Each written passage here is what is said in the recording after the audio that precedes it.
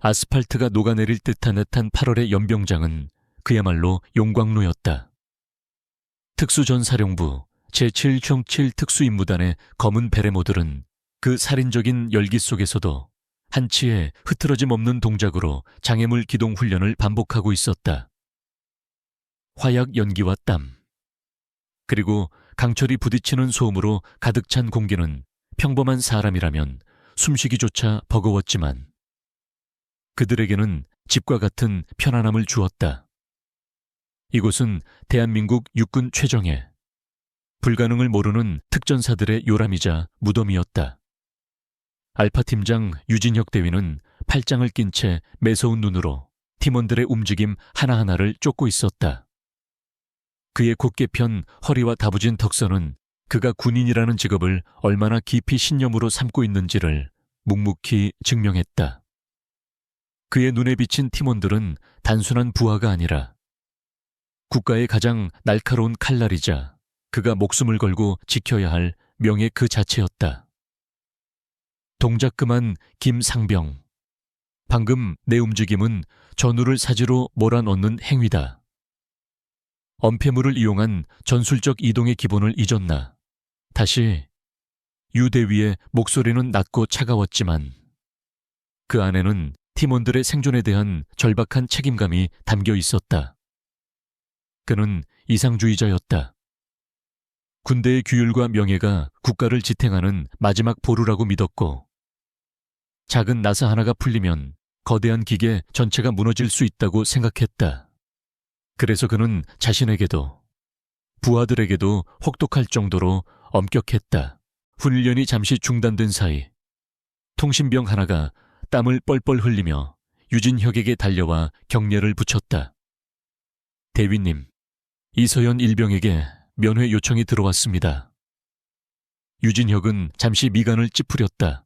이서연 일병, 70조을 최초의 여군 전투팀원으로 선발되어 화제가 되었지만 아직 혹독한 훈련 강도와 남성 위주의 조직 문화에 완벽히 적응하지 못해 힘들어하는 신입 대원이었다.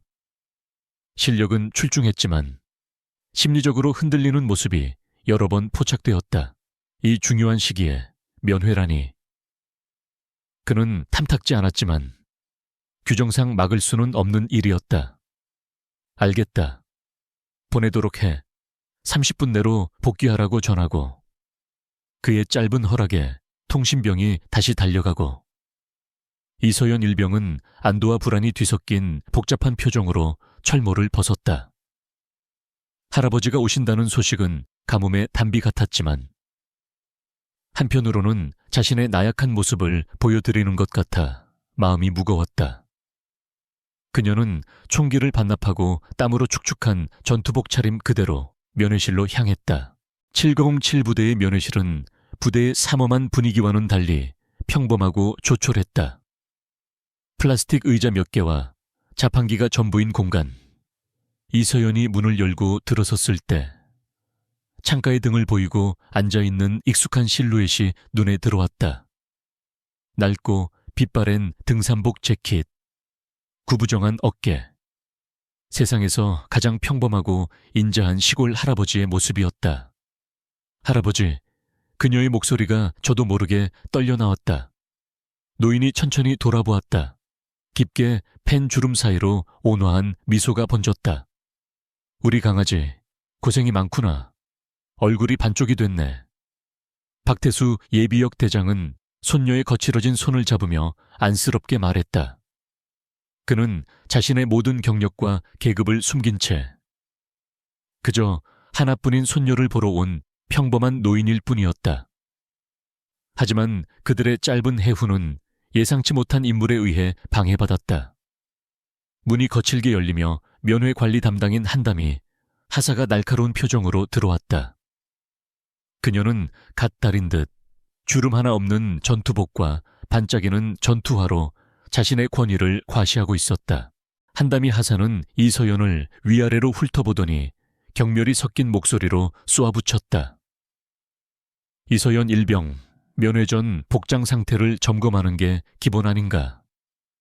땀냄새 진동하는 꼴로 민간인을 만나는 게 797의 군기야. 그녀의 시선은 이내 박태수의 허름한 옷차림으로 향했다. 노인의 차림새를 본 그녀의 입가에 보일 듯 말 듯한 비웃음이 걸렸다. 어르신, 면회 신청서는 제대로 작성하셨습니까?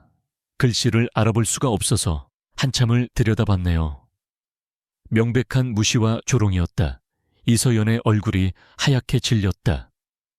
하사님, 죄송합니다. 제가 바로... 그녀가 어떻게든 상황을 수습하려 했지만 한다미는 말을 잘랐다. 죄송하면 군 생활 끝나나 너 같은 애들 때문에 707 전체가 욕먹는 거야. 이런 정신 상태로 어떻게 작전에 투입되겠어. 바로 그때 브리핑에 참석하기 위해 복도를 지나던 유진혁 대위가 소란스러운 소리에 걸음을 멈췄다.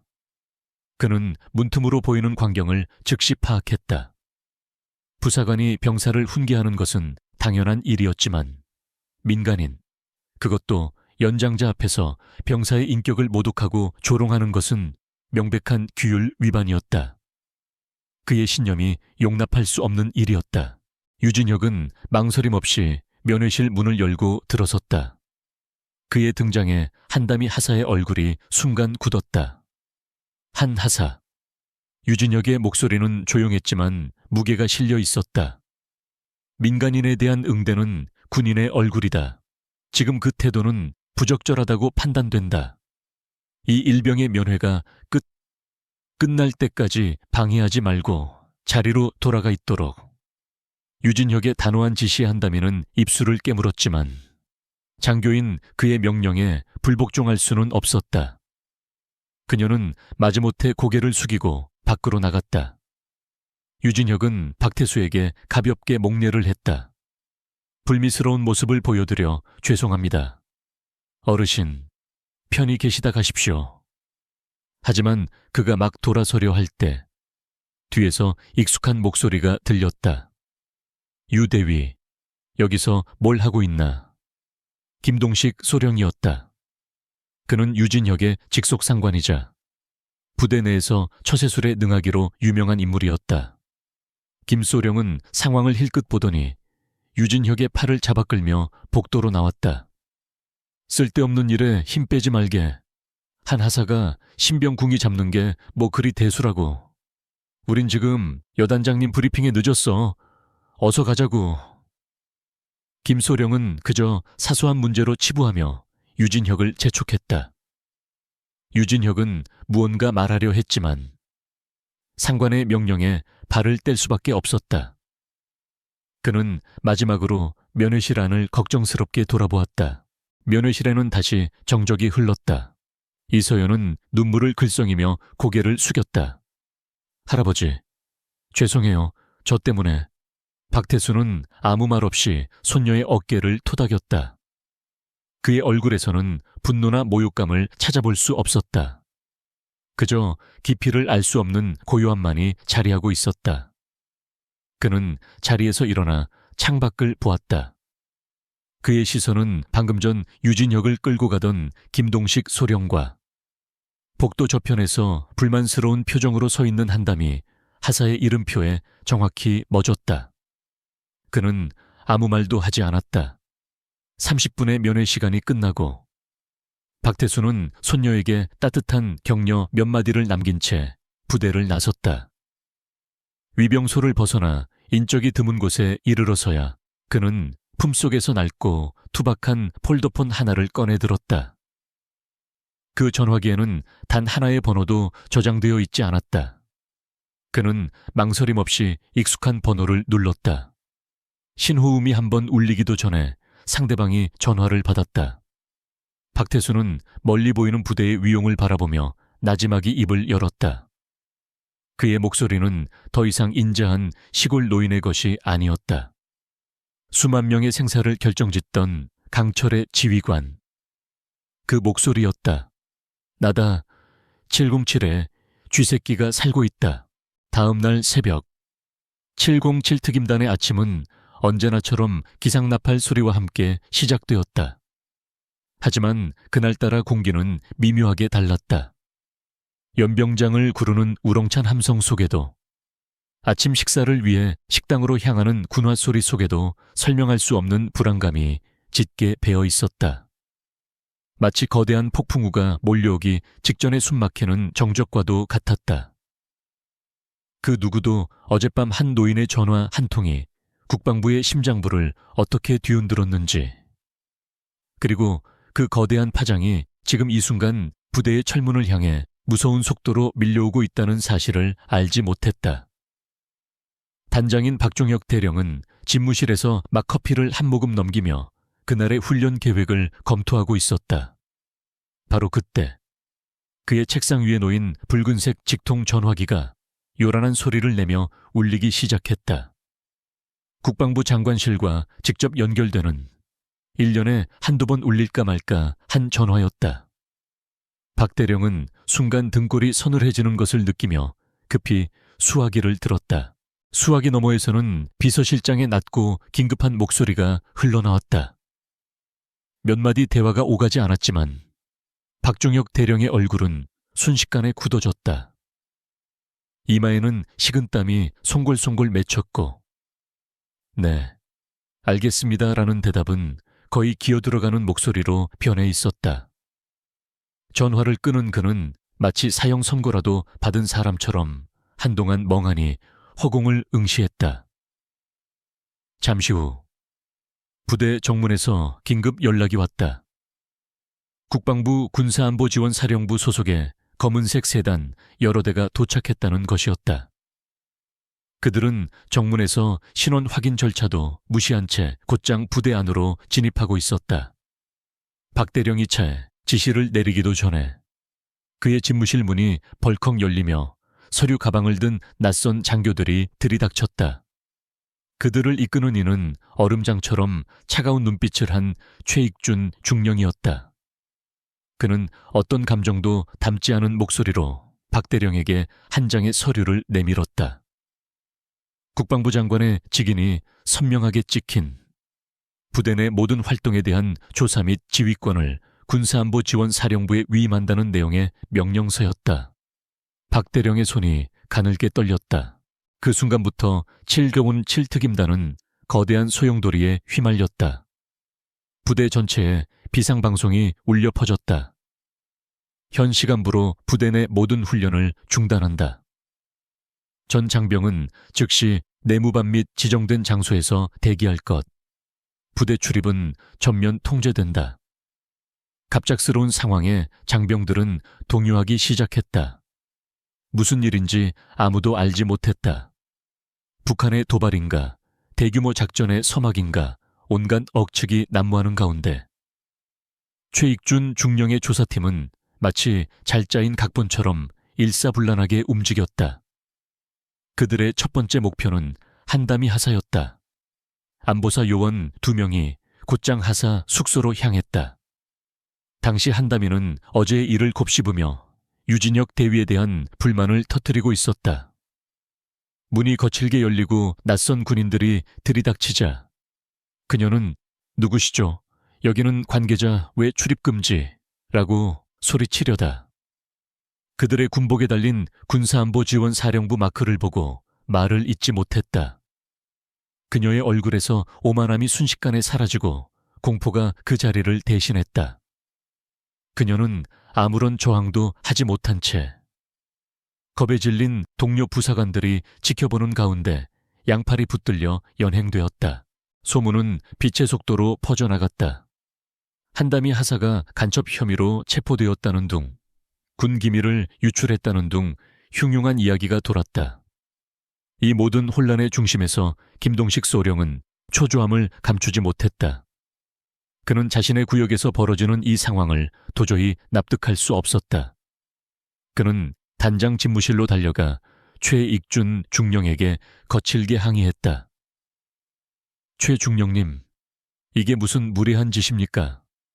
아무런 설명도 없이 최정예 특임단의 작전 준비 태세를 마비시키는 이유가 뭡니까? 김소령은 자신의 계급과 직책이 이 상황을 통제할 수 있을 것이라 믿었다. 하지만 최익준은 눈 하나 깜짝하지 않았다.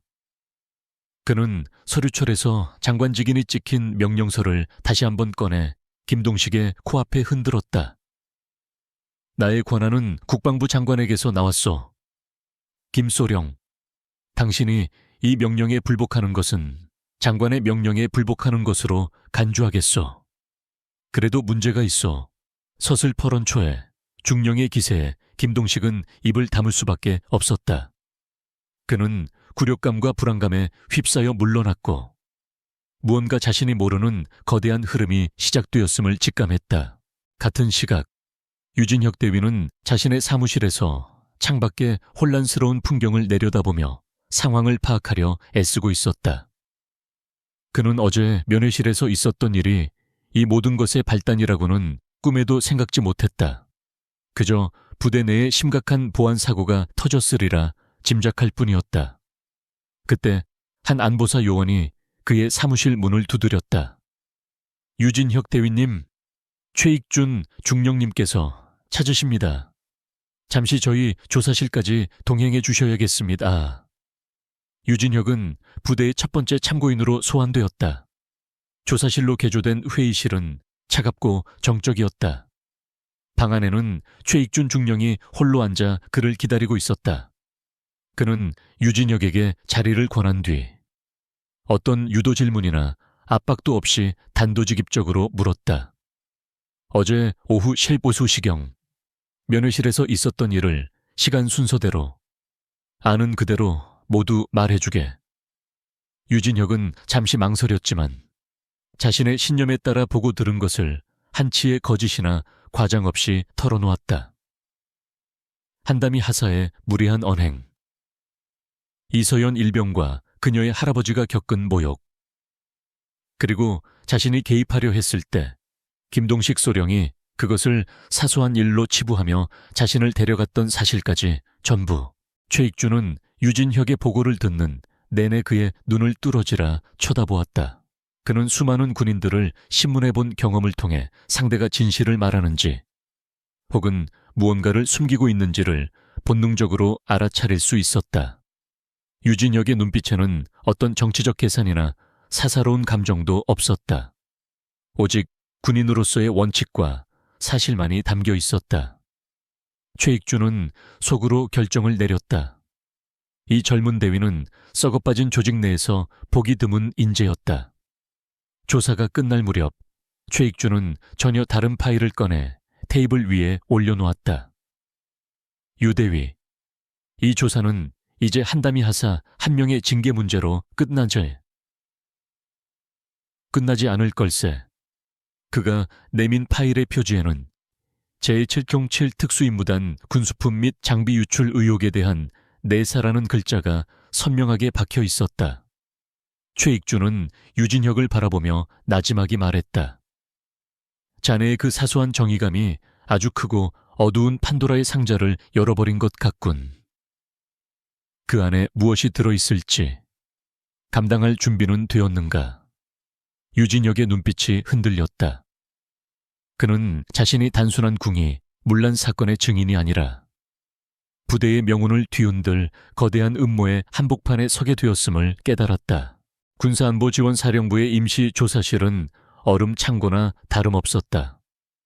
서슬퍼런 형광등 불빛 아래 불과 하루 전까지만 해도 병사들 위에 군림하던 한담이 하사는 잔뜩 겁에 질린 채 앉아 있었다. 그녀의 오만함은 껍질처럼 벗겨지고 남은 것은 연약한 두려움뿐이었다. 조사관들은 그녀를 몰아붙이지 않았다. 그저 덤덤한 목소리로 다른 병사들에게서 수집한 진술서들을 하나씩 읽어 내려갈 뿐이었다. 그녀가 특정 병사들에게 가했던 폭언, 부당한 얼차려, 심지어 사적인 용무를 강요했던 사실까지 모든 것이 낱낱이 기록되어 있었다. 한담이는 처음에는 부인하려 했지만 부인할수록 더 많은 증거가 그녀의 목을 조여왔다. 결국 그녀는 모든 것을 자백했다. 하지만 조사관들이 원하는 것은 그게 전부가 아니었다. 김동식 소령과는 어떤 관계지? 한 조사관이 툭 던지듯 물었다. 왜 김소령은 유독 한 하사를 감싸고 돌았나? 당신이 저지른 비위 행위들을 그가 묵인해준 대가는 무엇이었나? 한담이의 눈빛이 격렬하게 흔들렸다. 그녀는 김동식 소령이 자신의 뒤를 봐주는 든든한 방패라고 믿었지만 이 순간 그 방패가 자신을 겨누는 칼이 될 수도 있음을 깨달았다. 그녀는 입술을 깨물며 자신은 그저 충실한 부하로서 김소령을 따랐을 뿐이라고 항변했지만 조사관들의 귀에는 그것이 더 큰 무언가를 숨기기 위한 필사적인 변명처럼 들릴 뿐이었다. 그녀의 자백은 거대한 빙산의 일각, 수면 위로 드러난 작은 조각에 불과했다. 최익준 중령의 본대는 부대의 심장부인 군수과와 무기고를 정밀하게 파고들기 시작했다. 회계 장부와 실제 재고를 대조하는 작업은 지루했지만 조사관들의 눈은 매처럼 날카로웠다. 그들은 사소한 오차 하나도 놓치지 않았다. 처음에는 모든 것이 완벽해 보였다. 서류상으로는 모든 것이 제자리에 있었다. 하지만 최중령은 물리적인 실물 재고 확인을 명령했다. 판도라의 상자는 거기서부터 열렸다. 최신형 야간 투시경 몇 대가 감쪽같이 사라져 있었고 특수 통신 장비들은 껍데기만 남은 채 내부 부품이 사라진 상태였다. 심지어 소량이지만 고성능 폭약의 재고도 장부와 맞지 않았다. 이 모든 손실은 훈련 중 파손 혹은 회수 불가능한 분실로 처리되어 있었다. 담당 군수관은 식은땀을 흘리며 규정에 따른 정상적인 손실 처리였다고 주장했지만 최익준의 눈을 속일 수는 없었다. 최근 6개월간 손실 처리된 장비 목록을 가져와 특히 김동식 소령이 팀장으로 참여했던 훈련과 작전 위주로 그의 지시는 짧고 단호했다. 곧이어 그의 책상 위로 두꺼운 서류철이 쌓이기 시작했다. 사라진 장비들은 하나같이 최첨단 고가 장비들이었고 그 손실 보고서 대부분의 최종 결제자로 김동식 소령의 이름이 적혀 있었다. 같은 시각 유진혁 대위는 자신의 사무실에서 밤늦도록 컴퓨터 화면을 응시하고 있었다. 최익준 중령이 던진 판도라의 상자라는 말이 그의 뇌리에서 떠나지 않았다. 그는 자신이 단순한 목격자가 아니라 이 사건의 한복판에 서 있다는 책임감을 느꼈다. 어쩌면 이 부패의 고리를 끊어낼 기회가 자신에게 주어졌을지도 모른다는 생각마저 들었다. 그는 부대 내부망에 접속해 지난 1년간 알파팀과 브라보팀이 수행했던 모든 훈련의 결과 보고서 AAR을 열람하기 시작하였다. 특히 김동식 소령이 지휘했던 훈련들을 집중적으로 분석했다.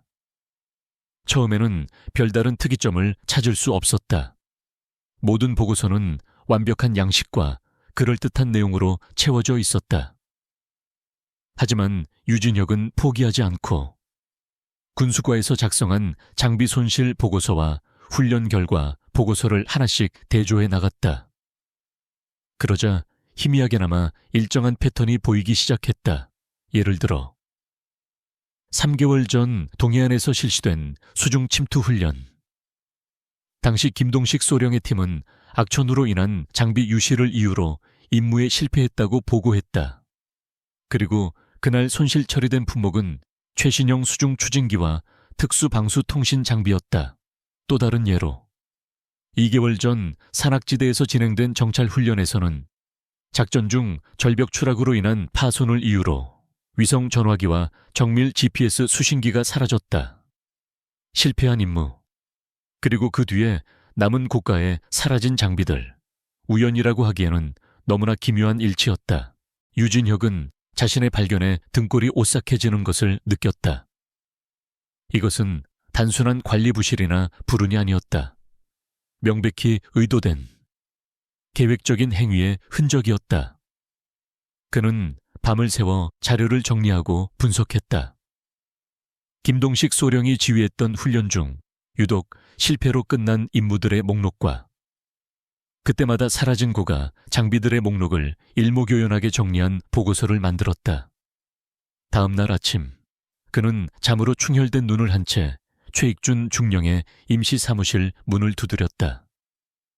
최익준은 밤샘 조사로 지쳐 있었지만 유진혁의 눈에 서린 결의를 보고는 그를 안으로 들였다. 유진혁은 아무 말 없이 자신이 정리한 서류 뭉치를 그의 책상 위에 올려놓았다. 중령님, 이것을 한번 봐주셨으면 합니다. 최익준은 의아한 표정으로 서류를 집어들었다. 하지만 페이지를 한 장 한 장 넘길수록 그의 표정은 점점 더 굳어졌다. 유진혁이 찾아낸 패턴은 그가 군수과에서 발견한 물리적 증거와 정확하게 맞아떨어졌다. 흩어져 있던 퍼즐 조각들이 하나의 거대한 그림을 완성하기 시작했다. 보고서를 다 읽은 최익준은 한동안 말을 잇지 못했다. 그는 자리에서 일어나 창밖의 연병장을 내려다보았다. 여전히 모든 것이 통제된 채 멈춰버린 부대의 풍경.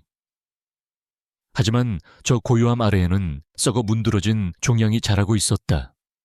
그는 유진혁을 돌아보았다. 유대위, 자네는 지금 자네가 무엇을 찾아냈는지 알고 있는 건가? 유진혁은 흔들림 없는 목소리로 대답했다. 저는 군인으로서 마땅히 해야 할 일을 했을 뿐입니다. 그 순간 최익준과 유진혁은 단순한 조사관과 참고인의 관계를 넘어섰다. 그들은 거대한 부패에 맞서는 보이지 않는 전선의 동지가 되었다. 최익준은 책상 위에 흩어진 서류들을 가리키며 말했다. 이것은 더 이상 비리 조사가 아니야. 이것은 우리 군의 심장부에서 군수품을 빼돌려 적에게 팔아넘길 수도 있는 반역 행위다. 김동식 소령은 단순한 부패 군인이 아니라 이적 행위의 핵심 용의자야. 그의 목소리에는 차가운 분노가 서려 있었다. 두 사람은 책상 위에 펼쳐진 증거들, 즉 대한민국 최정예 부대의 명예를 더럽힌 거대한 음모의 증거들을 말없이 내려다보았다. 이제 이 사건은 더 이상 되돌릴 수 없었다. 그들은 빙산의 일각을 발견한 것이 아니라 그 거대한 빙산의 본체와 정면으로 충돌한 것이었다. 김동식 소령은 교활한 짐승과 같았다. 그는 자신을 향해 조여오는 포위망을 본능적으로 감지했다. 군사안보지원사령부의 조사가 단순한 궁이 문란 사건을 넘어섰다는 것을 깨달은 순간부터 그는 수동적으로 앉아있지 않았다. 자신의 사무실에 틀어박힌 그는 수화기를 들고 지난 10년간 군 생활을 하며 쌓아온 모든 인맥을 동원하기 시작했다. 육군본부의 선배 장교에게는 최익준 중령이 실적에 눈이 멀어 최정예 부대의 전투 준비 태세를 망가뜨리고 있다고 불평했고, 다른 부대의 동기들에게는 이번 조사가 790 부대 전체를 향한 음해라며 위기감을 조장했다. 그의 말은 교묘하게 사실과 거짓을 뒤섞어 최익준의 조사를 명분 없는 마녀 사냥처럼 보이게 만들었다. 그는 거대한 거미처럼 보이지 않는 곳에서부터 자신의 생존을 위한 거미줄을 쳐나가기 시작했다. 그리고 그 거미줄은 최익준과 유진혁의 목을 서서히 조여오고 있었다. 유진혁 대위는 그 압박을 가장 먼저 피부로 느꼈다. 어제까지 함께 땀 흘리던 동료 장교들 몇몇이 그를 노골적으로 피하기 시작했다. 식당에서 마주쳐도 얕은 목례만 할 뿐 아무도 그와 겸상하려 하지 않았다. 김동식 소령의 편에 선 자들이나 혹은 그저 불똥이 튀는 것을 두려워하는 방관자들이었다. 유진혁은 고립되고 있었다. 압박은 교묘한 방식으로 그의 팀원들에게까지 미쳤다. 알파팀에 배정되어야 할 신형 저격 소총의 보급이 행정착오를 이유로 무기한 연기되었고, 예정되었던 야간 강화 훈련은 기상 악화라는 석연치 않은 이유로 갑자기 취소되었다. 이것은 명백한 경고였다. 더 이상 나서지 말라는 어둠 속에서 보내는 무언의 메시지였다. 그러던 어느 날 암벽 등반 훈련 중에 아찔한 사고가 일어날 뻔했다. 유진혁이 직접 안전점검을 마친 로프가 하강 도중 갑자기 일부가 끊어지는 일이 발생한 것이다. 다행히 보조 로프 덕분에 인명사고는 없었지만 절단면은 마치 누군가 날카로운 칼로 일부러 손상시킨 것처럼 보였다. 그날 저녁, 그의 오랜 부사수이자 부대 내에서 신망이 두터운 박 원사가 조용히 그를 찾아왔다. 대위님, 몸 조심하셔야 합니다. 뱀새끼들은 자기 영역을 침범당하면 반드시 독을 뿜습니다. 박 원사의 충고는 유진혁으로 하여금 자신이 외부의 적이 아닌 내부의 적과 싸우고 있다는 사실을 다시 한번 각인시켰다. 위험은 점점 더 구체적인 형태로 다가왔다.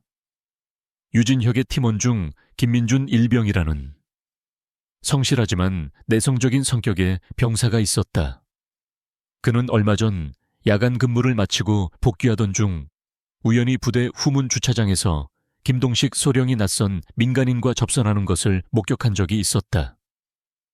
그는 대수롭지 않게 여겼지만 조사가 시작되자 그 기억이 자신을 옥죄는 올가미가 될 수 있음을 직감했다. 아니나 다를까.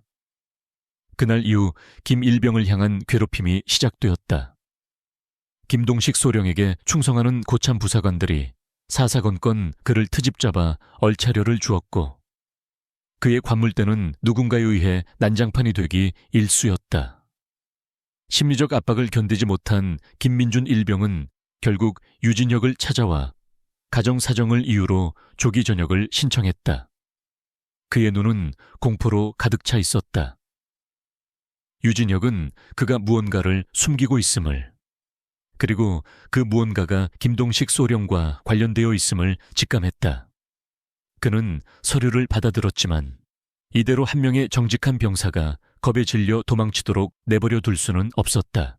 유진혁은 주말 외박을 이용해 김민준 일병에게 비밀리에 연락했다. 그는 부대 근처의 허름한 식당에서 사복 차림으로 김 일병을 만났다. 주변의 시선을 의식하며 불안에 떠는 김 일병에게 유진혁은 따뜻한 국밥 한 그릇을 시켜주며 조용히 기다려 주었다. 처음에는 입을 열지 못하던 김 일병은 유진혁의 진심 어린 눈빛과 반드시 지켜주겠다는 약속에 마침내 무거운 입을 열었다. 그는 몇 주 전 자신이 목격했던 장면에 대해 털어놓았다. 김동식 소령이 늦은 밤 외국인으로 보이는 낯선 남자에게 커다란 더플백을 건네는 장면, 그리고 그 다음 날 시골에 계신 그의 부모님에게 아들 군생활 편하게 하고 싶으면 입조심하라고 전하라는 협박 전화가 걸려왔다는 사실까지. 김민준은 눈물을 흘리며 말했다. 저는 정말 무서웠습니다. 대위님, 저 하나 때문에 가족들이 다칠까봐. 유진혁은 주먹을 불끈 쥐었다. 이것은 단순한 비리를 넘어 한 병사와 그 가족의 삶까지 파괴하는 악랄한 범죄였다. 그는 김일병의 어깨를 두드리며 반드시 모든 것을 바로잡겠다고, 그러니 안심하고 부대로 복귀해달라고 설득했다. 새로운 증언을 확보한 유진혁은 즉시 최익준 중령에게 달려갔다. 하지만 김민준 일병의 증언은 결정적인 물증이 되기에는 부족했다. 사진도, 녹음도, 차량 번호도 없었다. 겁에 질린 병사 한 명의 목격담만으로는 수사영장을 발부받거나 김동식 소령을 공식적으로 체포할 수 없었다. 설상가상으로 김동식이 뿌려놓은 거미줄이 효과를 발휘하기 시작했다. 최익준 중령에게 상부로부터 불필요한 오해를 살 수 있으니 내부 징계 조사는 조용히, 그리고 신속하게 마무리하라는 취지의 조언이 내려왔다. 김동식의 배후에 있는 그보다 더 높은 계급의 누군가가 수사에 압력을 가하기 시작한 것이다. 최익준은 책상을 내리치며 분노했지만 거대한 조직의 힘 앞에서는 그 역시 무력감을 느낄 수밖에 없었다. 수사는 벽에 부딪혔다. 범인이 누구인지, 그가 무슨 짓을 했는지 알지만 그를 둘러싼 어둠의 거미줄이 모든 증거를 차단하고 있었다. 시간은 김동식의 편인 것처럼 보였다. 최익준과 유진혁은 점점 더 깊은 수렁으로 빠져드는 듯한 절망감 속에서 다음 수를 고민해야만 했다. 유진혁 대위는 깊은 무력감에 빠져 있었다. 그가 목숨처럼 여겼던 군대의 명예와 정의는 부패한 상관의 거미줄 앞에서 힘없이 흔들리고 있었다. 밤늦도록 이어진 사격 훈련장에서 그는 기계적으로 표적을 향해 방가쇠를 당겼다.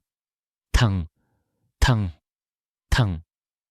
총성은 공허하게 울려 퍼졌지만 그의 마음속을 채운 답답함은 조금도 가시지 않았다. 그가 쏘아 마치고 싶은 진짜 관역은 저기 보이는 종이 표적이 아니라 부대의 심장부에 독처럼 퍼져나가는 부패 그 자체였다. 하지만 현실의 벽은 너무나 높고 단단했다. 김동식 소령의 네트워크는 그가 생각했던 것보다 훨씬 더 깊고 넓게 뿌리내리고 있었고, 최익준 중령의 조사는 보이지 않는 외압에 의해 좌초될 위기에 처해 있었다. 군인으로서의 신념이 뿌리부터 흔들리는 것을 느끼며 그는 깊은 절망에 잠겼다. 이대로 모든 것이 묻혀버리는 것인가? 진실은 힘 있는 자들의 거짓 아래 영원히 수장되는 것인가? 그의 머릿속에 문득 모든 사건의 시작점이 된 그 노인의 얼굴이 떠올랐다. 평범하기 그지없던 등산복 차림의 노인. 하지만 그의 전화 한 통은 국방부 장관을 움직였고 대한민국 최정예 부대를 송두리째 뒤흔들었다. 도대체 그는 누구일까? 지푸라기라도 잡는 심정으로. 유진혁은 이서연 일병을 조용히 호출했다.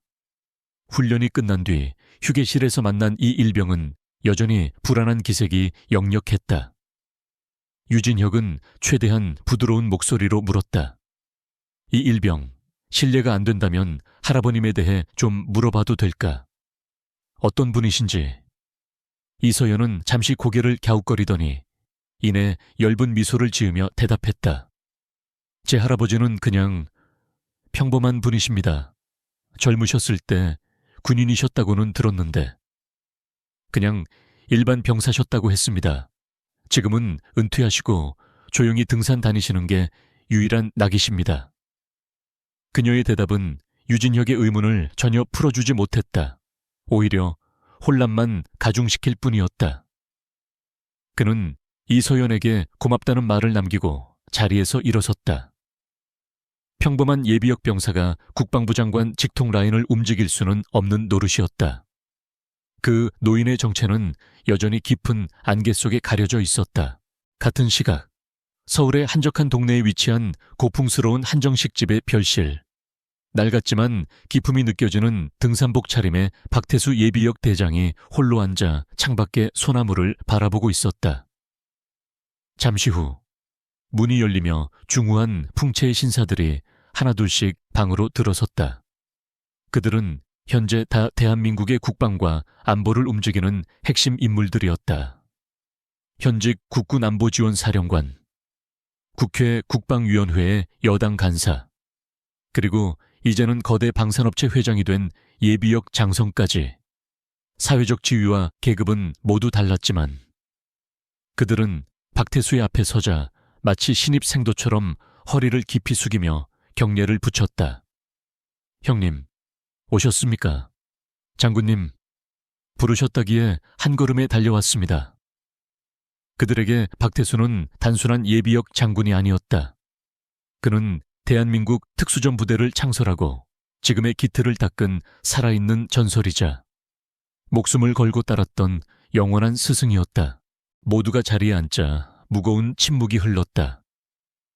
박태수는 찻잔을 들어 조용히 한 모금 마신 뒤 나지막하지만 강철 같은 목소리로 입을 열었다. 내가 지은 집에 쥐새끼가 둥지를 틀었다. 그의 말은 짧았지만 그 안에 담긴 분노와 실망감은 방 안의 공기를 얼어붙게 하기에 충분했다. 별다른 설명은 필요 없었다. 그 자리에 모인 이들은 그 집이 757 부대를 의미하며 쥐새끼가 부대를 좀먹는 부패 세력이라는 것을 즉시 알아차렸다. 안보지원 사령관의 얼굴이 굳어졌다. 송구스럽습니다. 형님. 저희의 감찰망에 구멍이 있었습니다. 박태수는 그를 제지하며 말을 이었다. 공식적인 조사는 최익준 중령이 맡고 있다. 실력 있고 강직한 친구지만 거미줄이 너무 커서 혼자서는 힘들 게야. 그는 자리한 모두를 천천히 둘러보며 말했다. 나는 자네들에게 조사를 방해하는 외부의 압력을 막아달라고 부탁하려는 게 아니야. 그건 자네들이 마땅히 해야 할 일이다. 내가 바라는 것은 쥐새끼의 꼬리를 잡으려 애쓰는 젊은 장교 하나를 지켜주는 것이다. 그리고 쥐구멍의 출구를 찾아내는 것이다. 그의 명령은 절대적이었다.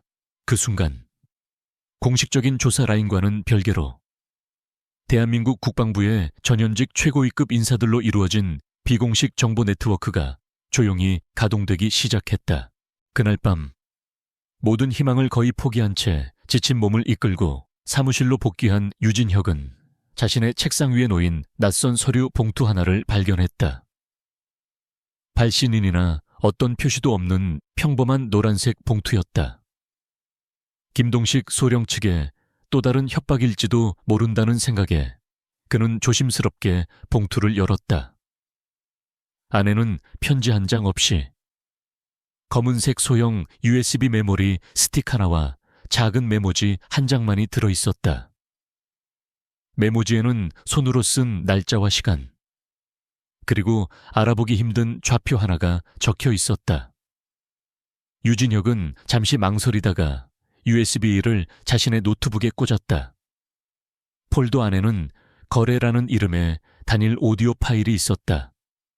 그는 헤드폰을 끼고 파일을 재생했다. 지지직거리는 잡음 너머로 귀에 익은 목소리가 흘러나왔다. 김동식 소련기였다. 이번이 마지막 물건이야. 약속한 장소에서 교환한다. 다시 말하지만 흔적 남기지 마. 전화기 너머 상대방의 목소리는 들리지 않았지만 김소령이 언급한 약속한 장소의 지명은 메모지에 적힌 좌표와 정확히 일치했다. 유진혁의 심장이 거세게 뛰기 시작했다. 절망의 잿더미 속에서 한 줄기 빛이 솟아오르는 듯했다. 누가 어떻게 이 파일을 자신에게 보냈는지는 알 수 없었다. 하지만 한 가지는 분명했다. 이것은 방역의 기회이자 쥐새끼를 잡을 수 있는 유일한 미끼였다.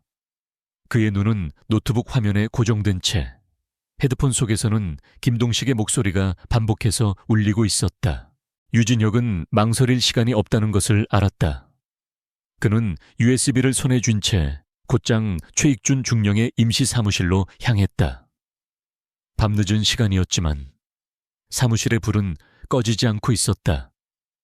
최 중령은 산더미 같은 서류에 파묻혀 있었다.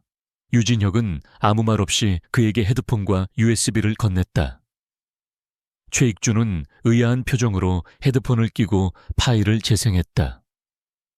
김동식 소령의 목소리가 흘러나오는 순간 그의 지친 눈빛이 순식간에 날카로운 칼날처럼 변했다. 음성 파일의 내용은 짧았지만 그 안에는 결정적인 정보가 담겨 있었다. 법정에서 증거로 채택되기는 어려울지 몰라도 범죄 현장을 덮치기에는 충분하고도 남았다. 최익준은 헤드폰을 벗어 책상 위에 내려놓았다. 이건 하늘이 준 기회야. 그의 목소리는 흥분으로 미세하게 떨리고 있었다. 두 사람은 즉시 작전 계획에 돌입했다. 이것은 공식적인 절차를 밟을 수 없는 비밀 작전이었다. 김동식의 거미줄이 어디까지 뻗어 있는지 알 수 없는 상황에서 부대 내에 단 한 명이라도 정보가 새어나가면 모든 것이 수포로 돌아갈 터였다. 실패는 용납되지 않았다. 최익준과 유진혁은 낡은 지도 한 장을 펼쳐놓고 메모지에 적힌 좌표를 확인했다. 그곳은 비무장지대 DMZ에서 멀지 않은 지금은 폐쇄된 낡은 제지 공장이었다. 밀거래 장소로는 최적의 조건을 갖춘 곳이었다. 그들은 몇 시간 동안 머리를 맞대고 침투 경로, 감시 지점, 퇴로 차단 계획, 교전 수칙 등 세부적인 계획을 수립했다.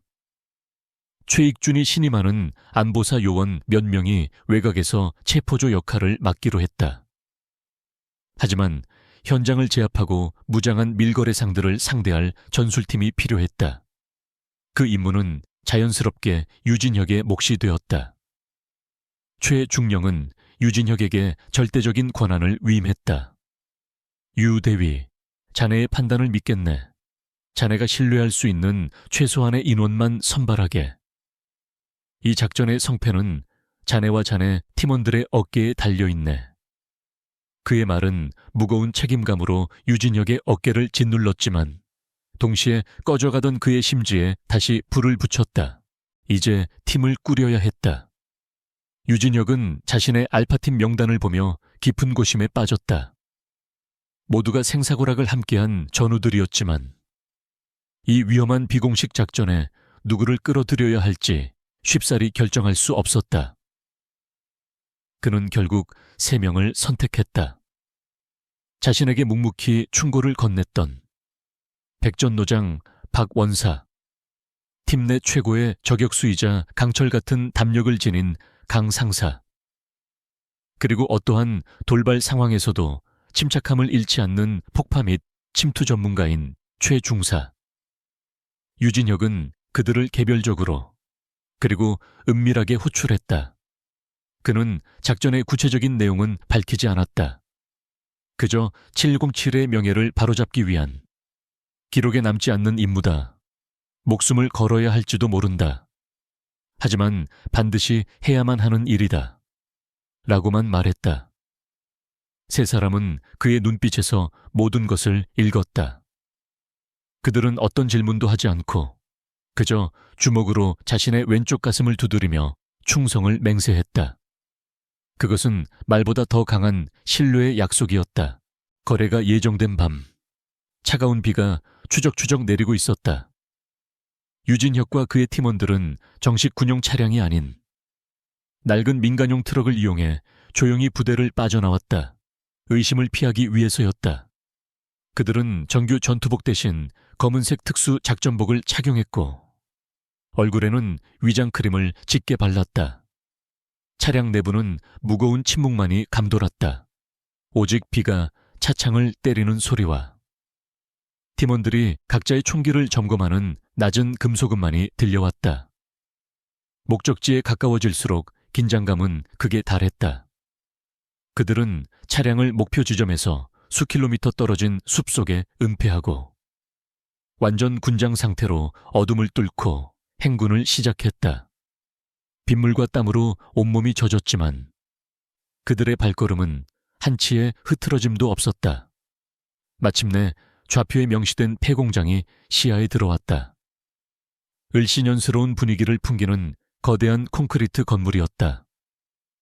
그들은 신호에 따라 각자 지정된 위치로 흩어졌다. 강 상사는 공장 건너편의 작은 언덕에 자리를 잡고 저격 소총의 스코프를 조정했다. 최 중사는 공장의 동력시설과 예상 도주로에 조용히 접근했다. 그리고 유진혁과 박 원사는 주 출입구가 내려다 보이는 어둠 속에 몸을 숨겼다. 최익준 중령의 요원들 역시 외곽 도로를 완벽히 차단한 채 신호를 기다리고 있었다. 함정은 설치되었다. 이제 남은 것은 사냥감이 제 발로 걸어 들어오는 것뿐이었다. 기다림의 시간은 영원처럼 길게 느껴졌다. 빗줄기는 점점 더 거세졌고 어둠 속에서 오직 팀원들의 숨소리만이 귓가에 울렸다. 바로 그때 멀리서 2줄기의 헤드라이트 불빛이 어둠을 가르며 다가왔다. 군용 트럭 한 대와 검은색 밴 차량이었다. 차량들은 공장 마당으로 들어와 멈춰 섰다. 저격 스코프를 통해 모든 것을 지켜보던 강 상사가 무전으로 속삭였다. 목표 확인. 군용 트럭에서 2명, 밴에서 3명, 그중 1명, 김동식 소령으로 식별됨. 유진혁은 야간 투시경을 통해 그 광경을 똑똑히 보았다. 김동식은 초조한 듯 연신 주변을 두리번거렸다. 그의 부하들이 트럭에서 묵직한 상자들을 내리기 시작했다. 곧이어 벤에서 내린 외국인으로 보이는 남자들이 다가와 손전등으로 상자 안의 내용물을 확인했다. 총기류와 정밀 장비들이 어둠 속에서 번뜩였다. 거래가 눈앞에서 이루어지고 있었다. 유진혁은 심장이 터질 듯한 긴장감을 억누르며 잠복해 있는 팀원들을 향해 조용히 수신호를 보냈다. 그는 입술을 무정히에 가까이 대고 뱀처럼 차가운 목소리로 속삭였다. 전 대원, 현 위치에서 대기, 내 신호에 맞춰 진입한다. 공장 마당의 불빛 아래 운명의 시간이 다가오고 있었다. 유진혁은 숨을 깊게 들이마셨다. 빗물이 그의 위장크림과 뒤섞여 턱끝으로 흘러내렸다. 그의 눈은 야간 투시경 넘어 거래를 마치고 막 돌아서려는 김동식 소령의 움직임에 고정되어 있었다. 바로 지금이었다. 그는 무정히의 송신 버튼을 짧게 눌렀다. 단 한마디. 고스트. 작전 개시. 그 신호는 칠흑 같은 어둠을 가르는 번개와도 같았다. 순간. 폐공장의 사방을 둘러싼 어둠 속에서 수십 개의 차량 헤드라이트가 일제히 불을 밝혔다. 눈을 멀게 할 정도의 강렬한 빛이 공장 마당을 대낮처럼 비추었고, 이어서 터져나온 확성기 소리가 빗소리를 찢고 울려 퍼졌다. 꼼짝 마라. 너희는 완전히 포위됐다. 즉시 무기를 버리고 투항하라. 반복한다. 즉시 투항하라. 최익준 중령의 요원들이 외곽에서부터 포위망을 좁혀오기 시작했다. 예상치 못한 상황에 김동식과 밀거래상들은 완전히 얼어붙었다. 그들의 얼굴에 떠오른 것은 당혹감을 넘어선 순수한 공포였다. 하지만 그들은 순순히 무기를 버릴 자들이 아니었다. 잃을 것이 너무나도 많은 벼랑 끝에 몰린 쥐들이었다.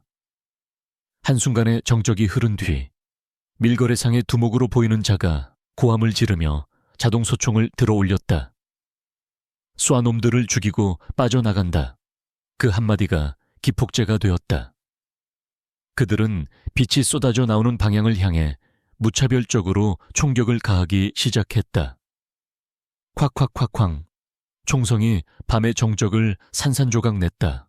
그와 동시에 공장 건너편 언덕에서 한 줄기 불꽃이 섬광처럼 터졌다. 탄강 상사의 저격 소총이 불을 뿜었고, 가장 먼저 총을 들었던 두목의 머리가 터져나가며 쓰러졌다. 혼란은 극에 달했다. 바로 그 순간 유진혁과 박원사가 어둠 속에서 뛰쳐나와 공장 마당으로 돌진했다. 알파팀, 돌격. 유진혁의 외침과 함께 최중사의 신호에 맞춰 공장 측면에 낡은 변압기가 거대한 스파크를 일으키며 폭발했다. 공장 내부의 모든 불빛이 꺼지며 암흑이 찾아왔고, 적들은 야간 투시 장비 없이는 한 치 앞도 볼 수 없는 상태가 되었다. 이제 전장은 유진혁과 그의 팀에게 절대적으로 유리한 환경이 되었다. 야간 투시경을 통해 모든 것을 송금 보듯 파악하고 있는 그들은 어둠 속의 유령처럼 움직였다. 김동식 소령에게 매수된 부패한 병사 몇몇이 절망적으로 총을 난사했지만 그들의 총알은 허공만을 가를 뿐이었다. 반면 유진혁과 박원사의 소음기 달린 총구에서 발사된 총탄은 짧고 정확하게 목표를 찾아갔다. 퍽, 퍽. 비명소리와 함께 적들이 하나둘씩 쓰러져 나갔다. 유진혁은 자신의 총구가 한때 전우라고 불렀던 이들을 향하고 있다는 사실에 심장이 차갑게 식는 것을 느꼈다. 하지만 망설임은 없었다. 저들은 군인의 명예를 더럽힌 반역자일 뿐이었다. 그는 녹슨 철제 계단을 단숨에 뛰어올라 2층에서 저항하던 적을 제압하고 1층의 팀원들에게 어모를 제공했다. 박원사는 노련한 백전노장답게 가장 효율적인 동선으로 움직이며 적들의 측면을 파고들었고, 최중사는 공장 뒤편으로 돌아 도주로를 완벽하게 차단했다. 김동식 소령은 완전히 이성을 잃었다. 그는 자신의 거미줄이 이렇게 허무하게 찢겨 나갈 것이라고는 상상도 못했다. 사방에서 동료들이 쓰러져 나가자 그는 공포에 질려 살아남기 위한 마지막 발악을 시작했다. 그는 바로 옆에 있던 이제 갓 20살을 넘긴 어린 병사의 목에 팔을 감고 그의 머리에 권총을 겨누었다. 움직이지 마. 모두 움직이지 마. 움직이면 이놈 머리를 날려버리겠다. 그는 인지를 방패 삼아 비상구 쪽으로 뒷걸음질 쳤다. 마침내 모든 총격이 멈추고 공장 안에는 김동식의 거친 숨소리와 겁에 질린 인질 병사의 울음소리만이 울려 퍼졌다. 유진혁은 2층 난간에서 그 광경을 내려다보았다. 김소령 어리석은 짓은 그만둬라. 더 이상 도망칠 곳은 없다. 그의 외침에 김동식은 광기 어린 웃음을 터뜨렸다. 유진혁, 너였구나.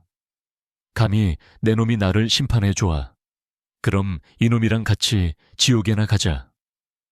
그는 인질의 관자놀이에 총구를 더욱 강하게 밀어붙였다. 일촉즉발의 상황이었다. 그 순간 유진혁의 눈에 공장 천장에 매달린 거대한 크레인 쇠사슬이 들어왔다. 그는 박 원사와 눈짓을 교환했다. 박 원사는 즉시 그의 의도를 알아차리고 김동식의 시선을 끌기 위해 말을 걸기 시작했다. 김소령, 자네 아들 생각은 안 하나. 여기서 이러면 모든 게 끝이야. 김동식이 잠시 박 원사 쪽으로 고개를 돌린 그 찰나 유진혁은 몸을 날렸다. 그는 2층 난간에서 뛰어내려 흔들리는 쇠사슬을 붙잡고 반동을 이용해 김동식의 등 뒤로 날아갔다. 공중에서 몸을 비튼 그는 김동식의 머리를 전투화로 강하게 걷어찼다. 퍽하는 둔탁한 소리와 함께 김동식의 손에서 권총이 튕겨나갔고 그는 비명을 지르며 바닥에 고꾸라졌다. 인질 병사는 풀려나자마자 주저앉아 오열했다. 모든 것은 눈 깜짝할 사이에 일어났다. 유진혁은 바닥에 쓰러진 김동식의 가슴팍을 전투화로 짓밟고 그의 눈을 똑바로 내려다보며 자신의 소총 총구를 그의 이마에 겨누었다. 배신감과 분노, 그리고 이루 말할 수 없는 슬픔이 그의 눈에서 불타올랐다. 길고 길었던 1번 창고의 밤은 그렇게 막을 내리고 있었다. 총성이 멎은 폐공장의 새벽은 지독한 화약 냄새와 빗물에 섞인 피비린내로 가득했다. 동쪽 하늘이 희미하게 밝아오자 간밤의 광기와 혼돈은 그 참혹한 민낯을 드러냈다.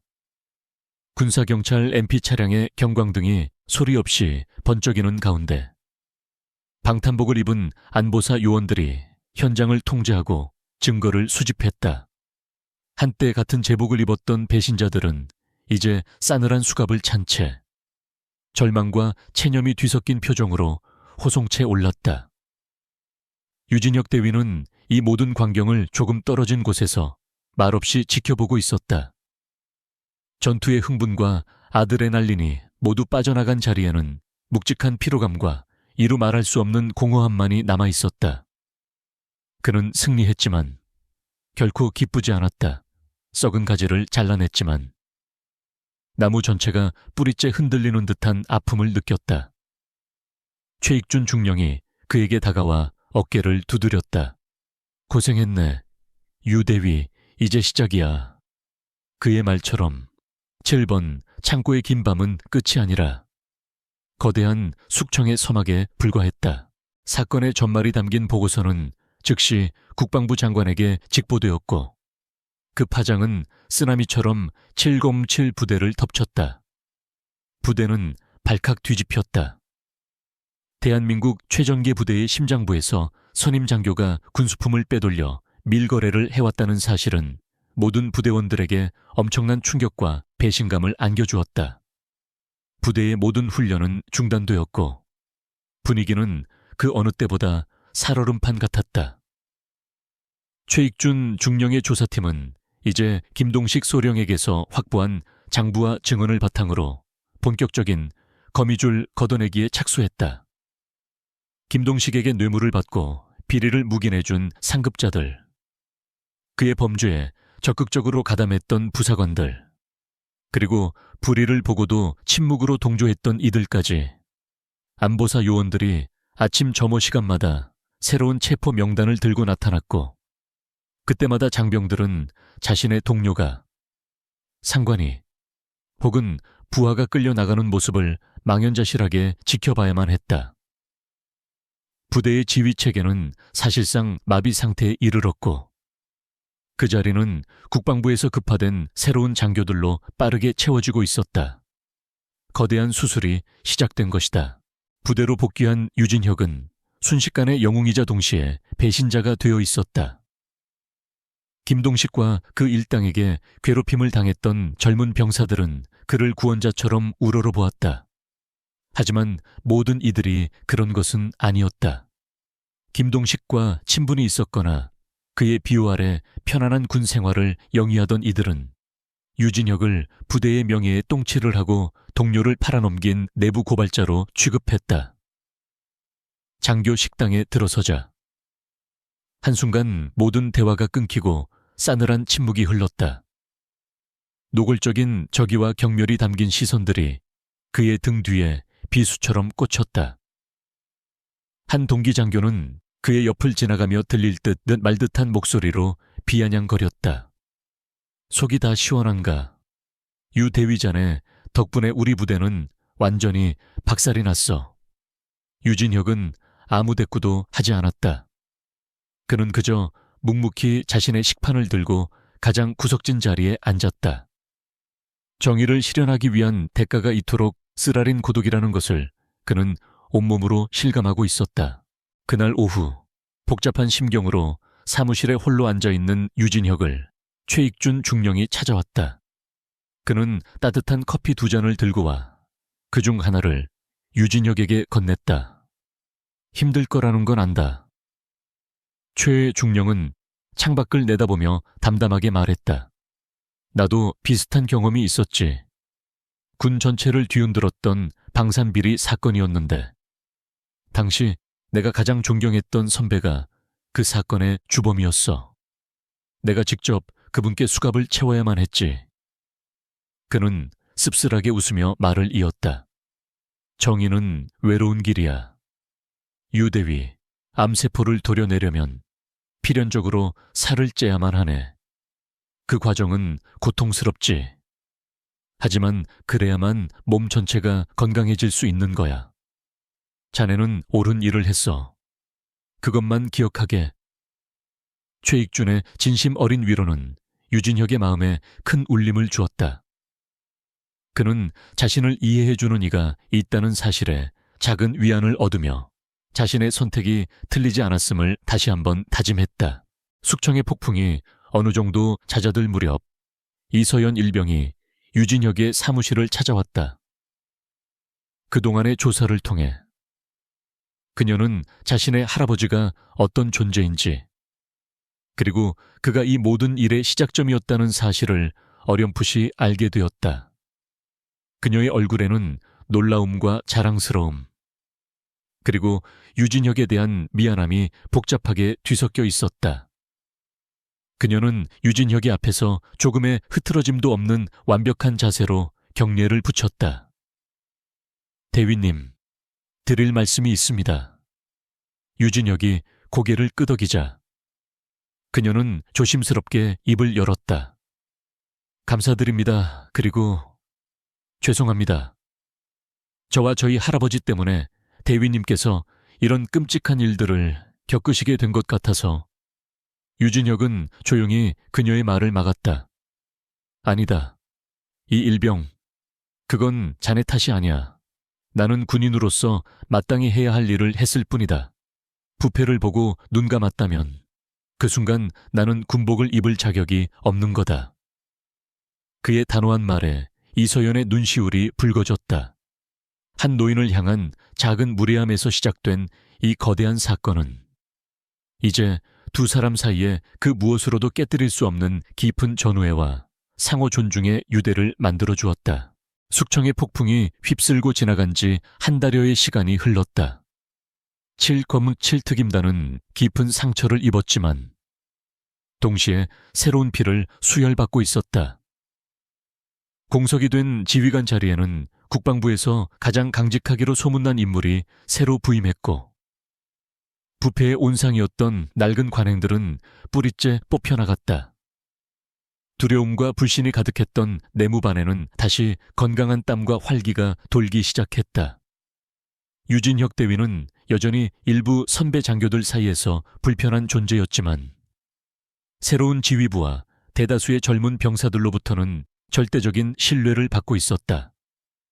그는 훈련장에서 그 어느 때보다 혹독하게 팀원들을 몰아붙였다. 하지만 이제 그의 외침 속에는 단순히 규율을 강조하는 엄격함을 넘어 무너진 조직을 다시 일으켜 세우고자 하는 뜨거운 책임감이 담겨 있었다. 부대는 서서히, 하지만 분명하게 제 모습을 되찾아가고 있었다. 그러던 어느 평일 오후, 유진혁에게 낯선 방문객이 찾아왔다. 위병소로부터 연락을 받고 나간 그를 기다리고 있는 것은 검은색 세단 한 대와 말쑥한 정장 차림의 운전기사였다. 그는 유진혁에게 정중히 고개를 숙이며 쪽지 하나를 건넸다.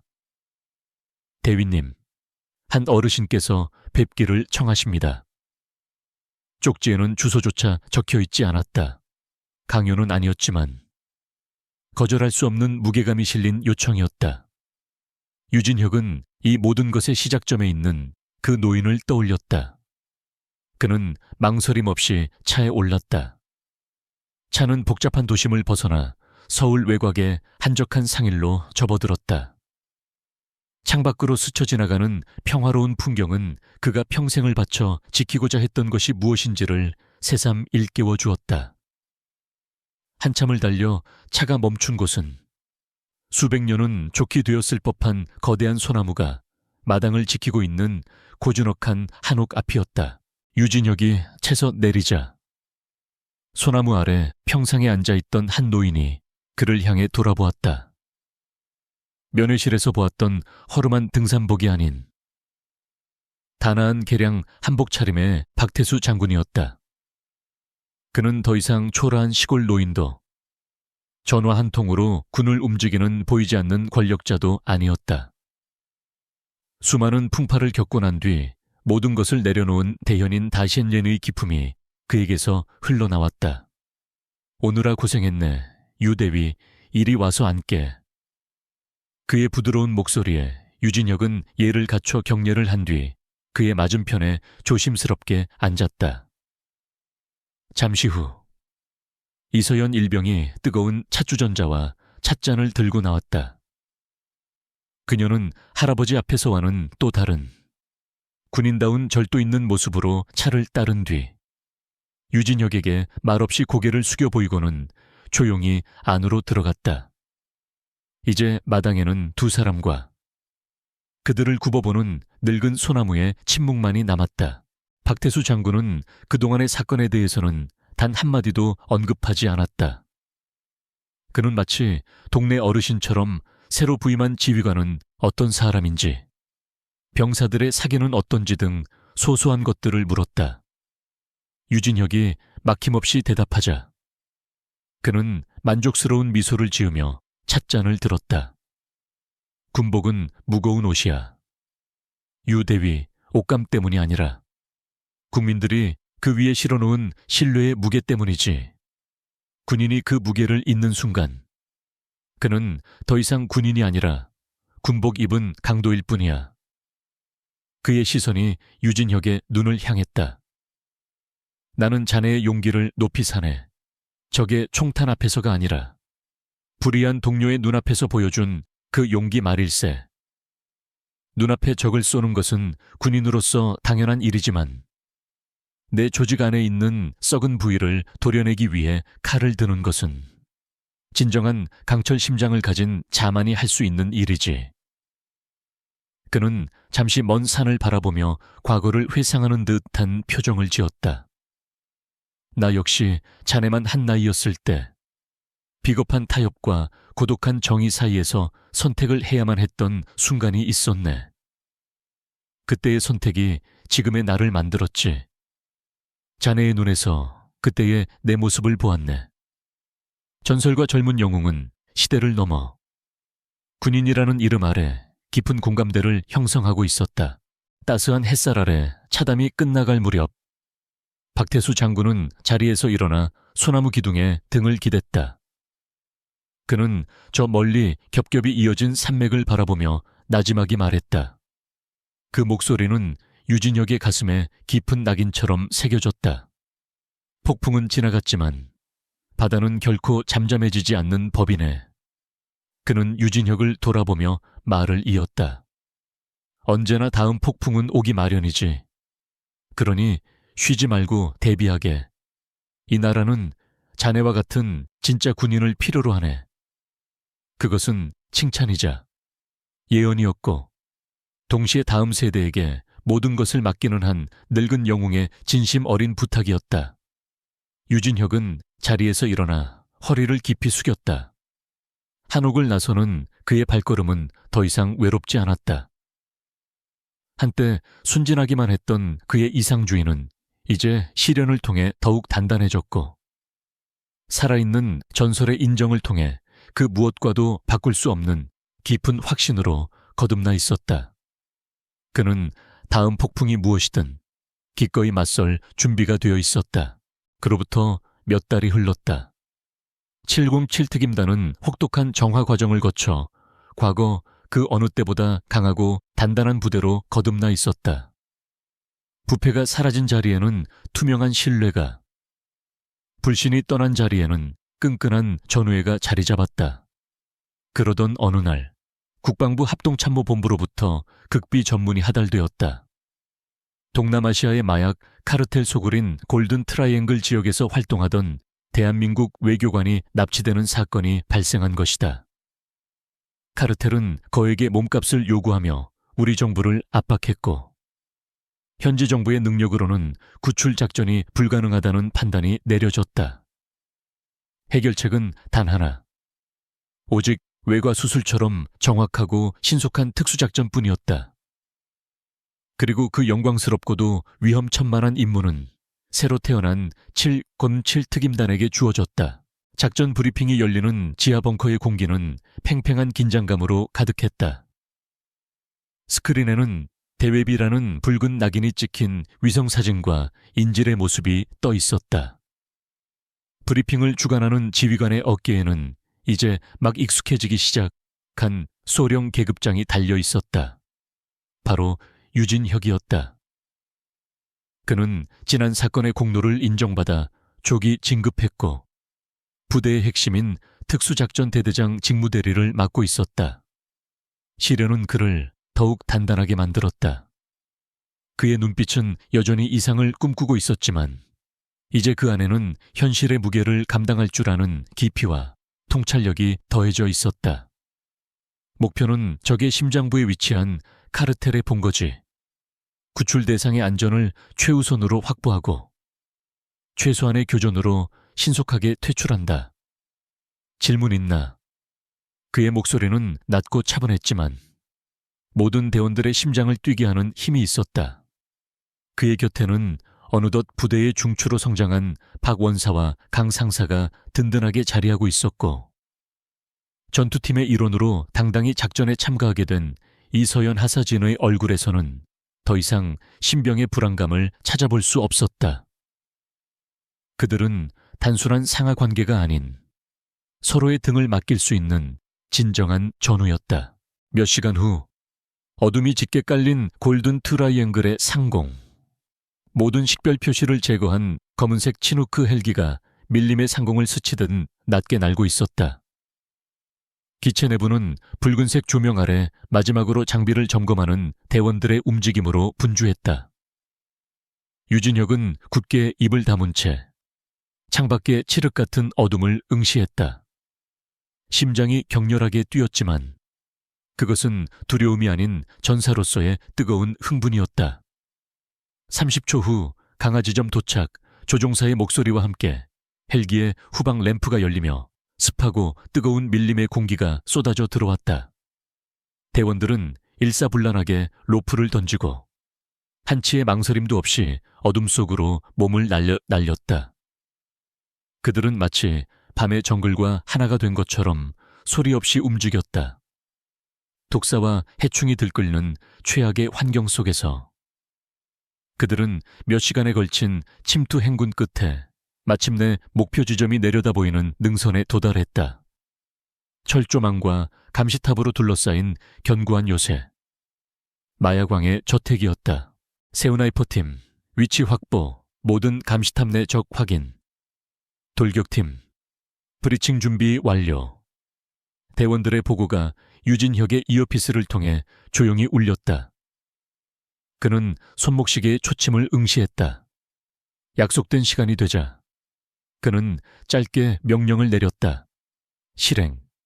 그와 동시에 능선 위에서 강 상사의 저격 소총이 소음과 함께 불을 뿜었다.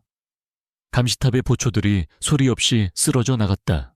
거의 같은 순간 유진혁과 박 원사가 이끄는 돌격팀이 외벽에 설치한 폭약을 터뜨리고 내부로 진입했다. 저택 내부는 순식간에 아수라장이 되었다. 하지만 수적으로 우세한 카르텔 조직원들은 최고의 훈련을 받은 707 대원들의 상대가 되지 못했다. 대원들은 하나의 유기체처럼 움직였다. 서로의 사각을 완벽하게 엄호하며 복잡한 건물 내부를 소탕해 나갔다.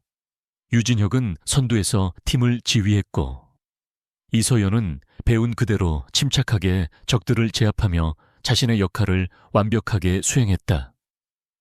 마침내 그들은 외교관이 감금된 방에 도달했다. 문을 폭파하고 진입하자 인지를 방패 삼아 마지막 저항을 하려던 조직원 2명이 보였다. 유진혁과 박원사의 총구에서 동시에 불꽃이 튀었고 2명의 적은 그대로 쓰러졌다. 외교관은 무사했다. 콘도르, 여기는 바이퍼. 독수리를 확보했다. 즉시 탈출하겠다. 유진혁은 외교관을 보호하며 퇴로를 확보하기 시작했다. 적들의 저항은 거셌지만 이미 지휘체계가 무너진 오합지졸에 불과했다. 그들이 약속된 탈출 지점에 도착하자 멀리서 치누크 헬기가 지축을 울리는 로터음과 함께 다가왔다. 헬기의 미니건이 불을 뿜으며 그들의 퇴로를 막는 적들에게 지옥의 불비를 퍼부었다. 대원들과 외교관이 모두 헬기에 탑승하자 기체는 미련 없이 정글을 박차고 솟아올랐다. 단 한 명의 사상자도 없이 완벽하게 성공한 작전이었다. 동쪽 하늘에서 서서히 여명이 밝아오고 있었다. 유진혁은 헬기 안에서 지칠 채 서로의 어깨에 기대어 잠든 젊은 대원들의 얼굴을 바라보았다. 한때 부패와 불신으로 얼룩졌던 부대는 이제 그 누구보다 뜨거운 열정과 순수한 명예심으로 가득 찬 이들로 채워져 있었다. 그는 박태수 장군의 목소리를 떠올렸다. 폭풍은 지나갔다. 그리고 그들은 그 폭풍을 이겨내고 더욱 강해졌다. 떠오르는 아침 해를 바라보는 유진혁의 입가에 엷은 미소가 번졌다. 그의 이상은 더 이상 연약한 믿음이 아니었다.